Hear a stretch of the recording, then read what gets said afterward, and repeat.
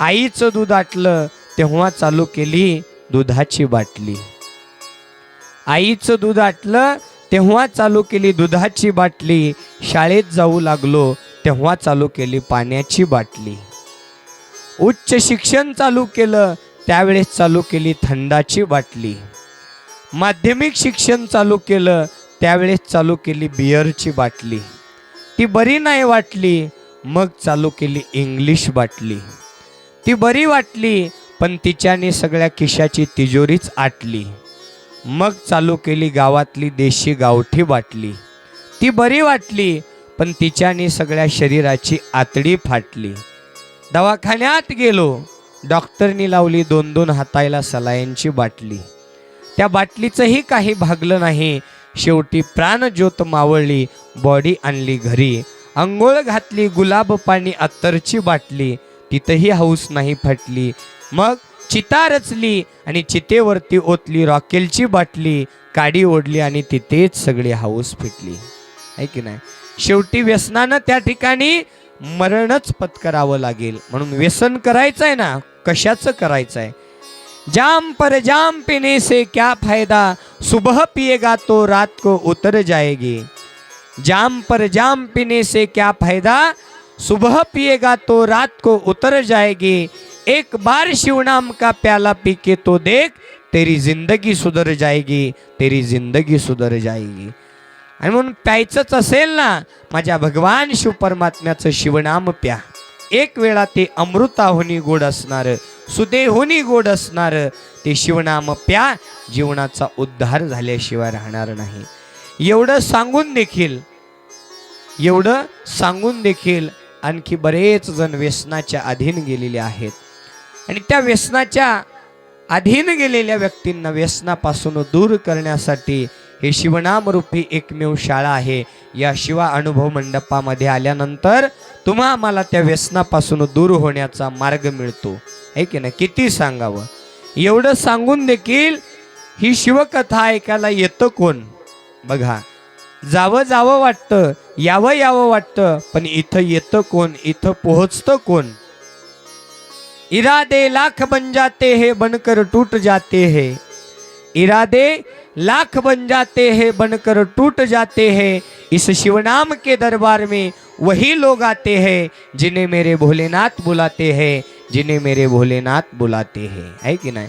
भोलेनाथाची कृपा आशीर्वाद ज्या भक्तावर आहे, ज्यानं जीवनामध्ये भगवान भोलेनाथाला प्राप्त करून घेण्यासाठी आपलं आयुष्य भक्तीमध्ये त्या ठिकाणी समर्पण भाव केलेला आहे, तोच भक्त इथपर्यंत येण्याच्या योग्यतेला पात्र होतो.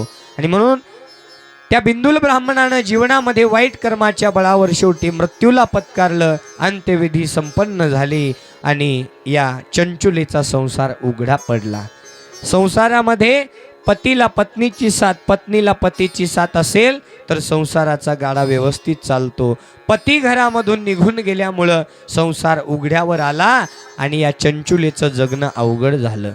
कारण बाहेर वातावरण कसं होतं, सगळं दूषित होतं, वाईटांचं होतं, दुरितांचं होतं. त्या संगतीमध्ये वागताना तिनं आपलं पातिव्रत्य सांभाळलं. बरेच वर्ष त्या ठिकाणी पतीच्या मृत्यूनंतर भगवंताच्या मंदिरामध्ये जाऊन सेवा करू लागली, पूजा करू लागली, आचरणामध्ये राहण्याचा प्रयत्न केला. पण शेवटी संगतीचा परिणाम झाला आणि हे मन बदललं. मनाला वाटलं की आता आपला पती आपल्याला सोडून निघून गेलेला आहे. आपला संसार पुढे चालवण्यासाठी तिनं मनामध्ये एक विचार केला नाही, फक्त विचार केला की आपण दुसरा विवाह करावा का. विवाह केला नाही, फक्त करावा का हा विचार केल्याबरोबर त्या चंचुलेला काही दिवसानंतर वाटलं की आपण मनामध्ये दुसरा विवाह करण्याचा विचार केला म्हणजे आपण आपलं पातिव्रत्य गमावलेलं आहे. आपण आपल्या पतिव्रता हा धर्म सांभाळलेला त्या ठिकाणी गमावलेला आहे. मनातून आपण व्याभिचार केलेला आहे. मनातून आपण वेश्यागमन केल्यासारखं पाप जीवनामध्ये प्राप्त झालेलं आहे. आणि या पापातून मुक्त होण्यासाठी तिनं एका तीर्थक्षेत्राला जाण्याचं ठरवलं.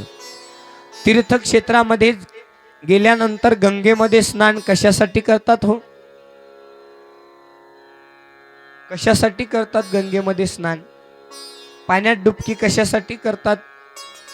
काय जळावं म्हणून? पाप जळावं म्हणून, आहे की नाही?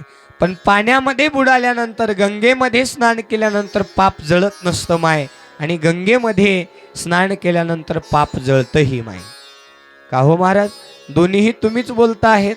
गंगेमध्ये स्नान केल्यानंतर पाप जळतं तुम्हीच म्हणता, गंगेमध्ये स्नान केल्यानंतर पाप जळत नाही तुम्हीच म्हणता. गंगेमध्ये स्नान केल्यानंतर पाप जळतं, पण कोणाचं? ज्यांनी जीवनामध्ये कळत ना कळत चुकून ज्यांचे त्या ठिकाणी पाप कर्म झालेले आहेत, त्यांचीच पाप गंगा नदी धुवून काढते. ज्यांनी जाणून बुजून नियोजनबद्ध केलेले पाप हे भोग भोगल्याशिवाय जात नसतात, आहे की नाही? आणि त्या चंचुलेला वाटलं की आपल्या जीवनामध्ये पाप घडलेलं आहे, म्हणून ती चंचुला गोकर्ण या तीर्थक्षेत्राला जाण्याचं तिनं ठरवलेलं आहे. गोकर्ण महाबळेश्वर वेगळं आणि गोकर्ण थंड हवेचं महाबळेश्वर वेगळं, बरं का? गोकर्ण महाबळेश्वर म्हणजे ज्या ठिकाणी भगवान शिव परमात्म्यांनी ज्या रावणाला आत्मलिंग काढून दिलं होतं, तो रावण त्या ठिकाणी लंकेला जात असताना गणपती बाप्पानं त्या ठिकाणी नियोजन करून गणपती बाप्पानं एक पैज लावून ते शिवलिंग त्या ज्या ठिकाणी स्थापित केलं, ते गोकर्ण महाबळेश्वर म्हणून ज्योतिर्लिंग स्वरूपात स्थिर झालेलं एक ज्योतिर्लिंग आहे. त्या ठिकाणी गायीचं कान आहे त्या शिवलिंगाला, आणि त्या ठिकाणी ती चंचुला आलेली आहे. गंगेमध्ये स्नान केलं आणि यात्रेमध्ये फिरत फिरत असताना महाबळेश्वराच्या दर्शनाला निघाली. मनामध्ये विचार आहे की आपण भगवंताचं दर्शन घेऊन पापातून मुक्त होण्याचा मार्ग त्या ठिकाणी अवलोकन करूया. म्हणून ती यात्रेमध्ये फिरत असताना त्या गोकर्ण नगरीमध्ये शिवकथा सुरू होत्या. कुणीतरी एक माझ्यासारखे महाराज शिवकथा सांगत होते. ज्या स्त्रिया मनाने व्याभिचार करतात, ज्या स्त्रियांनी तिचा पती मृत्यू झाल्यानंतर दुसरा विवाह करण्याचा विचार केला, ती पत्नी, ती मुलगी, ती स्त्री मृत्यूनंतर नरक यातना भोगते. उखळत्या तेलामध्ये टाकलं जातं, अविस्तवाच्या अग्नीचे डाग दिले जातात आणि परत पिशाच्च योनीमध्ये नेऊन हाडाचा सापळा करून जंजिऱ्यामध्ये लोखंडामध्ये बांधून उलटं टांगलं जातं. असं त्या ठिकाणी शिव महापुराण कथेच्या माध्यमातून महाराज सांगत होते. हे चंचुलेच्या कानावरती गेलं आणि चंचुला त्या ठिकाणी घाबरली. अरे बापरे, आपण जीवनामध्ये मनातून दुसरा विवाह करण्याचा विचार करून हे पाप केलेलं आहे. म्हणून ती धावत धावत आवाजाच्या दिशेनं आली आणि महाराजांची कथा संपन्न झाल्यावर महाराजांच्या चरणावर लोटांगण घातलं. अहो महाराज, माझा पती बिंदुल ब्राह्मण जीवनामध्ये पाप कर्म केलेले होते. माझं न ऐकता त्यानं त्या ठिकाणी जीवनामध्ये वेश्यागमन व्याभिचार केला आणि शेवटी मरण त्याच्या जीवनामध्ये प्राप्त झालं. आणि म्हणून माझ्या जीवनामध्ये एक पाप घडलेला आहे, दुसरा विवाह करण्याचा विचार मी मनामध्ये केलेला आहे, आणि त्या पापातून मुक्त होण्यासाठी मला काहीतरी उपाय सांगा. महाराज म्हणू लागले, एखाद्याला जर कळालं की आपली चूक आहे, चूक म्हणजेच प्रायश्चित, हेच पश्चाताप, हेच प्रायश्चित आहे. एखाद्याला पश्चाताप झाला की मी चुकलो आहे, तेच प्रायश्चित आहे, असं समजायला काय हरकत नाही. महाराज म्हणाले, माय, तुला कळालं ना की तू मनातून व्याभिचार केला आहे, तुझी चूक तुझ्या ध्यानात आलेली आहे, तुला पश्चाताप झाला आहे, तुझं नक्कीच प्रायश्चित होणार आहे. पण त्यासाठी तुला भगवान शिवाच्या कथा ऐकाव्या लागतील. कारण ज्यांच्या घालवायच्या आहेत व्यथा, त्यांनी ऐकायच्या आहेत शिवकथा. माय माऊलीला महाराजांनी सांगितलं, तुला 7 दिवसाची कथा श्रवण करून भगवान शिवाला प्रसन्न करून घ्यावं लागेल, आणि तेच भगवान शिव परमात्मा तुला या बंधनातून केलेल्या पापातून मुक्त करणार आहेत.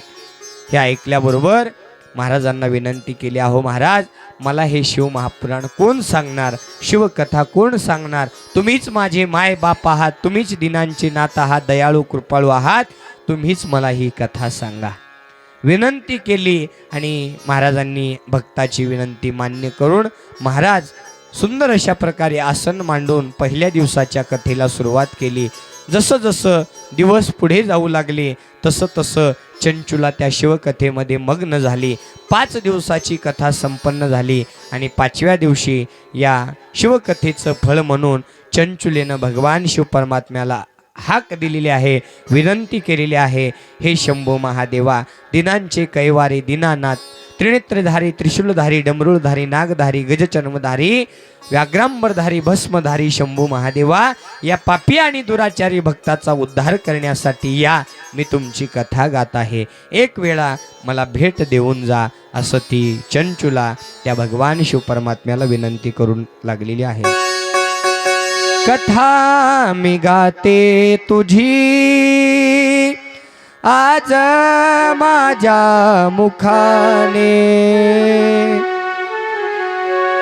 कथा मी गाते तुझी जय भोले आज माझ्या मुखाने, येऊन जातो महादेवा दर्शन मला देवोनी हो, येऊन जातो महादेवा दर्शन मला देवोनी हो, येऊन जातो वे मला दर्शन मला देवोनी, येऊन जातो शंकर मला नम मला देवोनी हो. कथा मी गाते तुझी आज माझ्या मुखाने, कथा मी गाते तुझी आज माझ्या मुखाने, येऊन जातो महादेवा दर्शन मला देवोनी हो, येऊन जातो महादेवा दर्शन मला देवोनी रे, जातो महादेवा दर्शन मला देवोनी, येऊन जातो महादेवा दर्शन मला देवोनी.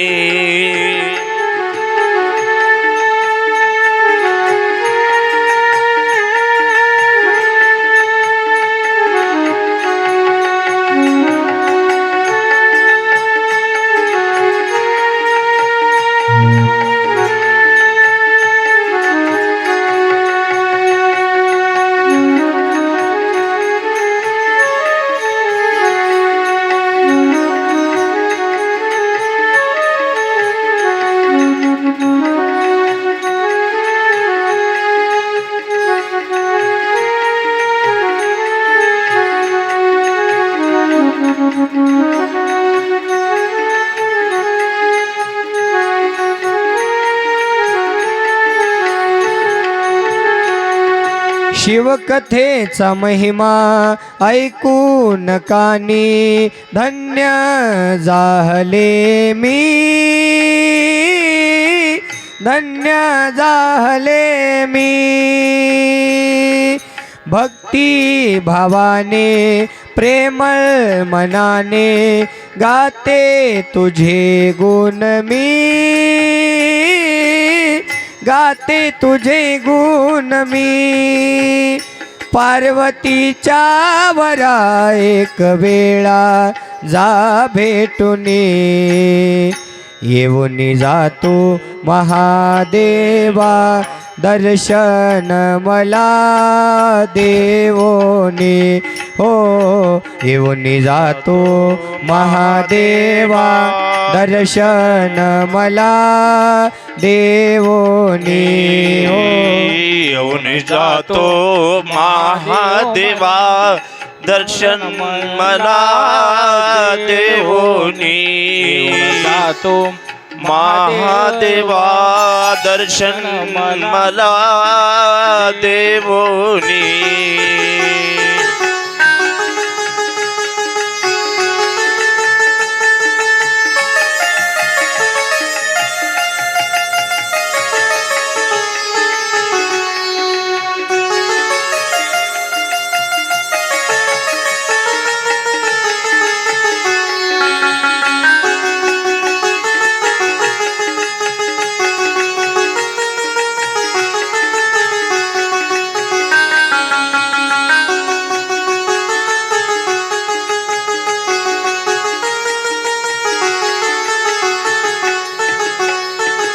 हरपली तहान भूक रे माझी गान तुझ गाऊनी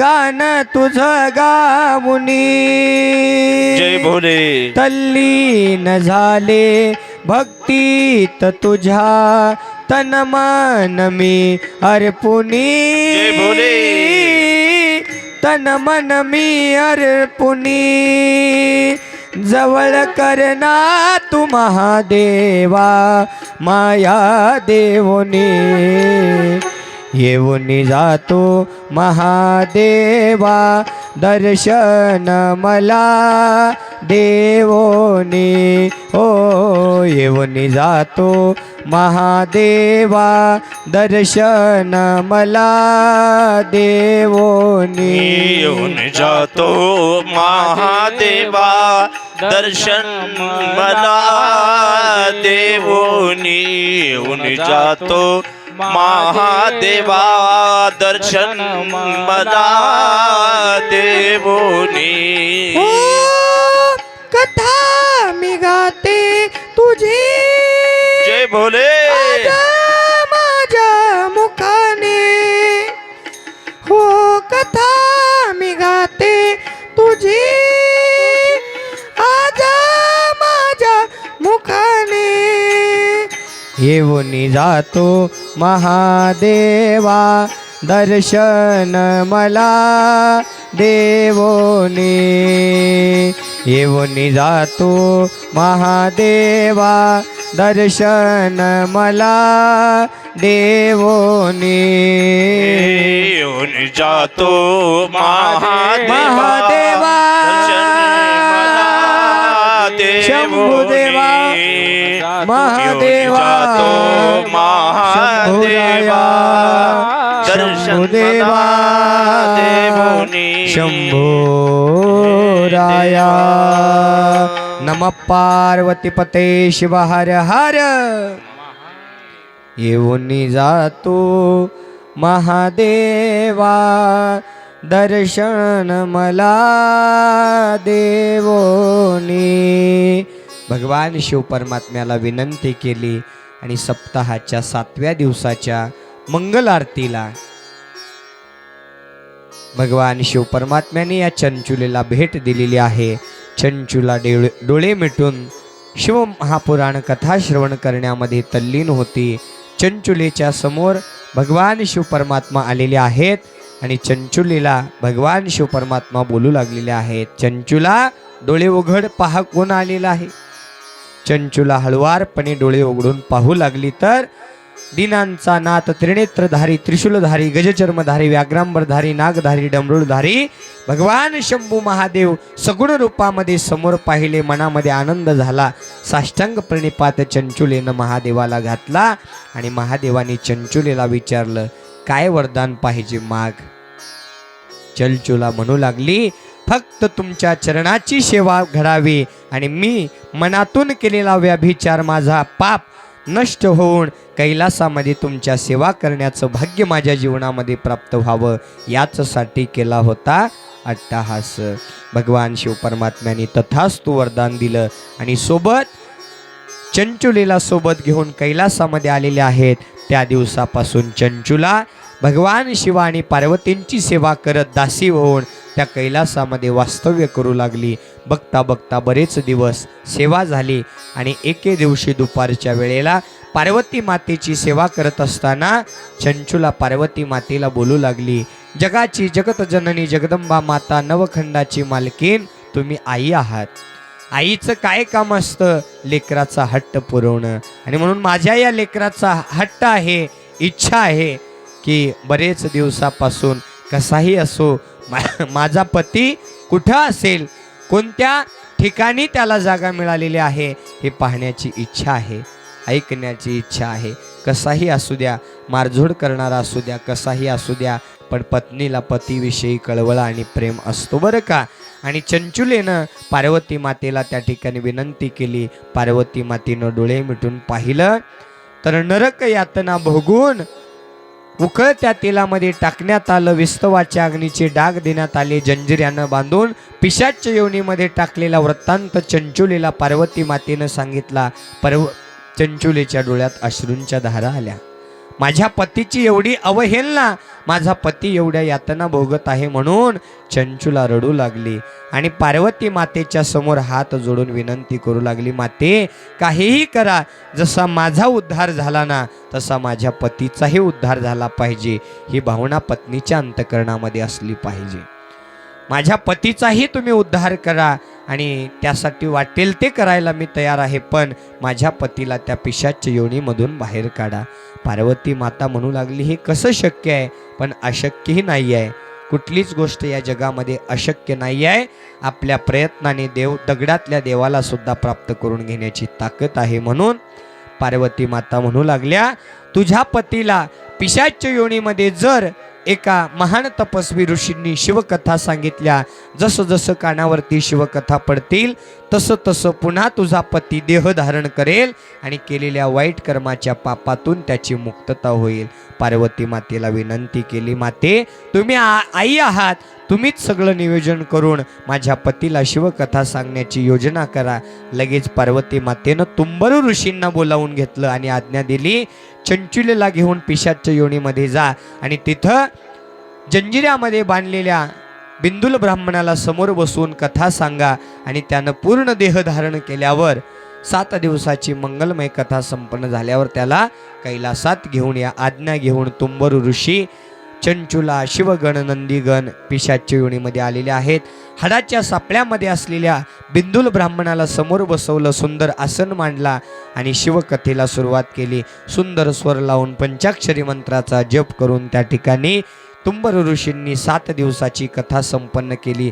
जसं जसं हाडाच्या सापळ्यातील हा बिंदुल ब्राह्मण कथा ऐकू लागला तसं तसं पुन्हा देह धारण करू लागला आणि 7व्या दिवसाच्या मंगलमय आरतीच्या दिवशी त्या बिंदुल ब्राह्मणाला पुन्हा देह प्राप्त झाला. जसा पहिला बिंदुल ब्राह्मण होता तसाच बिंदुल ब्राह्मण पुनर्जीवदान घेऊन त्या ठिकाणी जन्माला आला. अगदी पत्नीला पाहिला, आनंद झाला. पत्नीला त्या ठिकाणी आनंदाने मिठी मारली आणि पत्नीला म्हणू लागला, किती मी अभाग्य आहे, तुझ्या भक्तीमुळेच मला या ठिकाणी पुनर्जन्म प्राप्त झालेला आहे. पत्नीनं केलेलं पुण्य पतीला कामी येतं बरं का. म्हणून पत्नीनं त्या ठिकाणी अविरतपणे त्या भगवंताच्या सेवेमध्ये राहिलं पाहिजे आणि तीच कथेचा परिणाम त्या बिंदुलाच्या जीवनामध्ये झाला. बिंदुल ब्राह्मणाला घेऊन तुंबर ऋषी चंचुला सगळे कैलासात आले.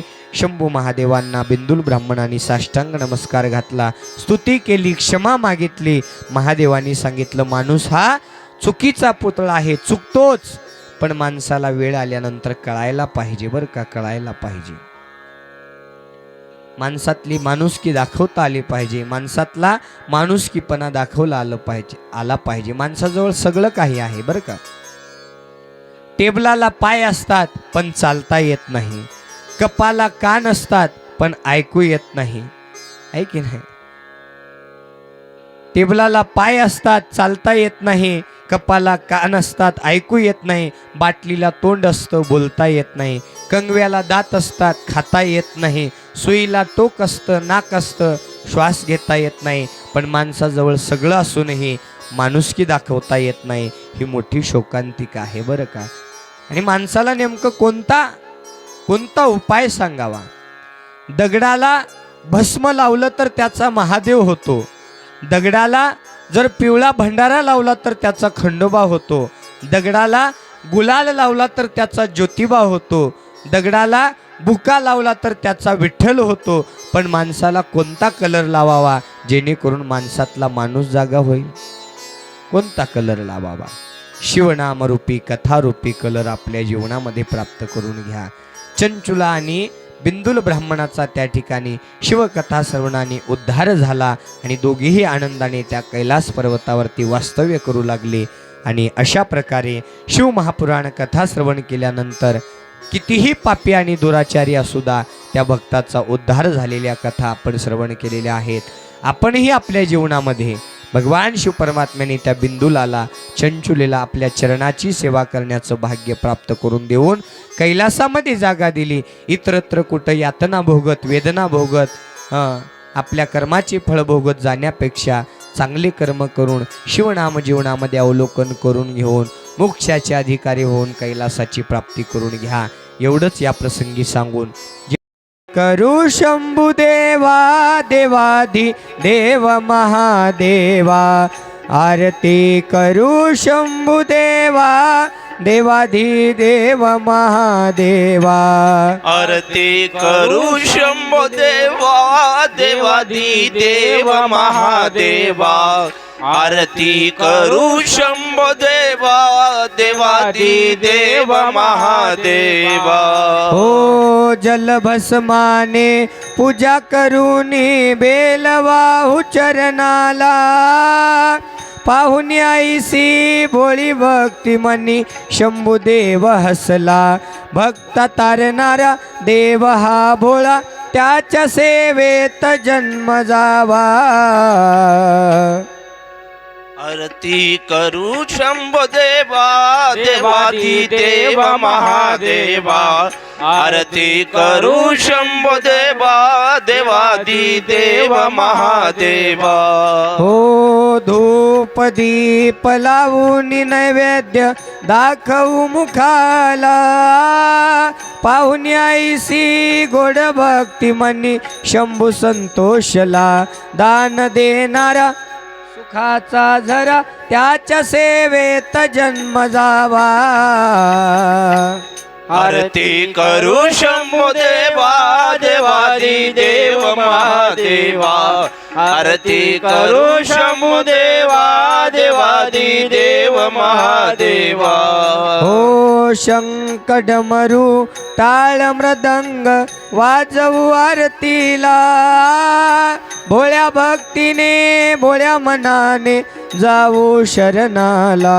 कुमार गाई हाक देवा मारी त्याच्या सेवेत जन्म जावा. आरती करू शंभो देवा देवादी देव महादेवा आरती करू शंभो देवा देवादी देव महादेवा. कर्पूर गौरम करुणावतारम संसार सारम भुजगेंद्रहारम सदा वसंतं हृदयारविंदे भवं भवामी सहितं नमामि. गुणातीतकान्तं परब्रह्म शान्तं सुविद्यादिदेवं भवारण्यदाहम् उमानाथमीशं जराजन्मनाशं स्वयं ज्योतिर्लिङ्गं नमामिष्टलिङ्गं महादेवदेवं महापापनाशं चिताभस्मलिङ्गं नमामिष्टलिङ्गं. कर्पूरगौरं करुणावतारं संसारसारं भुजगेन्द्रहारं